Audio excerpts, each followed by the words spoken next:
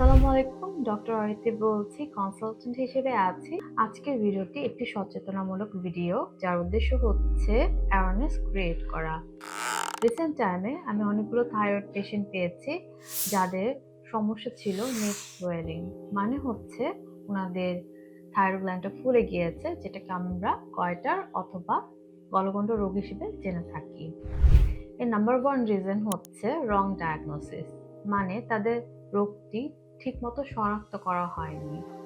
২ number হচ্ছে পোর patients compliance, মানে হচ্ছে পেশেন্ট জানে না তার কতদিন মেডিকেশনটা কন্টিনিউ করা উচিত বা কতদিন পর পর তার TSH অ্যান্ড FT4 চেক করা উচিত এবং সেই অনুযায়ী মেডিকেশনের ডোজটা ফিক্স করা উচিত।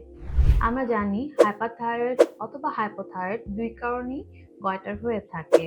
সেক্ষেত্রে অবশ্যই ৩ থেকে ৪ মাস পর পর আমাদের TSH অ্যান্ড FT4 টেস্ট করতে হবে এবং সেই অনুযায়ী আমাদের যে মেডিকেশন আছে সেটা ডোজেসটা অ্যাডজাস্ট করতে হবে। অনেক সময় দেখা যায় TSH অ্যান্ড FT4 নরমাল থাকার পরও পেশেন্টরা গুড ফিল করে না। সেক্ষেত্রে আমাদের ভিটামিন অ্যান্ড মিনারেলসের যে ডেফিসিয়েন্সি আছে সেটাকে ফুলফিল করতে হবে।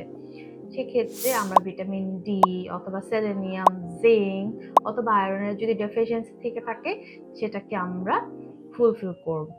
আমরা তাহলে এ ব্যাপারে অ্যাওয়ার হব। ভিডিওটি ভালো লাগলে বেশি বেশি করে শেয়ার করে দিব। ধন্যবাদ।